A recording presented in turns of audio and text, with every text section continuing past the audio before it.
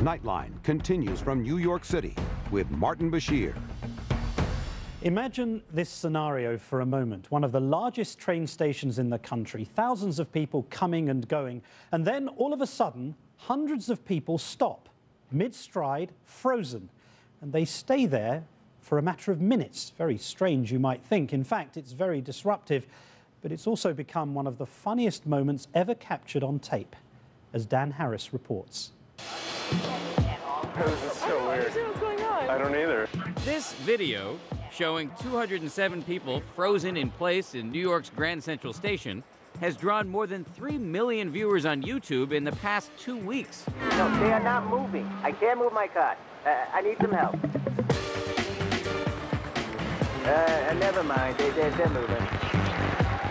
It's the latest of 75 stunts pulled off by a group called Improv Everywhere, led by this guy, 29-year-old comedian Charlie Todd, who's also staged a synchronized swimming display in a local fountain, flooded a Best Buy store with scores of fake salespeople, sent shoppers shopping in slow motion at a Home Depot, and planted a tuxedo-clad bathroom attendant at a McDonald's. Let me get you some soap down there, sir. Sorry about that.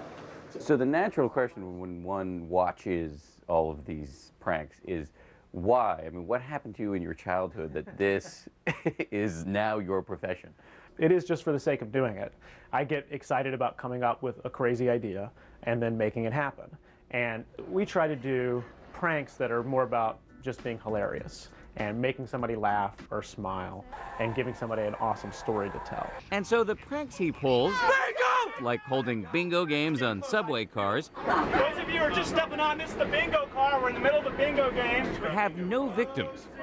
These people have just met and they're playing bingo together. Hi, I'm Christy. Nice to meet you. A lot of the things that we do, we're the ones that act like fools. And it's the everyday people who encounter us who are kind of the straight man to us, having to react to the unusual behavior that we're doing. Unusual behavior like riding the subway without pants on. 900 New Yorkers took part in this year's 7th annual No Pants Subway Ride. You tell them they are not supposed to act like they are doing this together. I tell people, if someone comes up to you and says, seriously, what's going on? You're just supposed to say, I forgot my pants. It's really cold, and I'm upset about it. These elaborate missions, as Charlie calls them, often require a lot of planning. Take the cell phone symphony. 30 agents checked their bags in a bookstore, and another 30 called their phones all at once.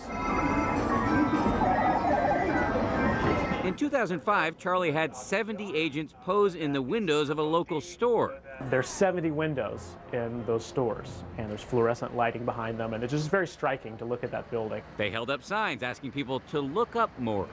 Then they did jumping jacks together, and then they all danced together, and then we would have dance solos where window number 42 would dance and everyone else would point at him. And on the night of a sold-out U2 show at Madison Square Garden, Charlie dressed 4 of his agents as members of the band. 80 more agents were waiting in line with ticket holders for the real concert. We had them all make a mad dash from the garden down to here to kind of create a little bit of hysteria in the neighborhood. So them just screaming, going like, U2's on the roof, U2's on the roof. And the band performed. From a rented PA system and 4 flights down, he sounded fine.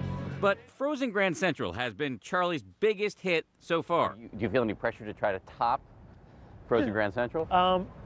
To me, it's like, you did that idea, and it was great. You're not going to top it by doing it again. What's your next thing? What's your new idea? So what's his new idea? He's not telling. I'm Dan Harris for Nightline in New York. The merry prankster sure to strike again, so keep a lookout. Our thanks to Dan Harris. And when we come back, a new law says every man's home is his castle, and he can defend it with deadly force.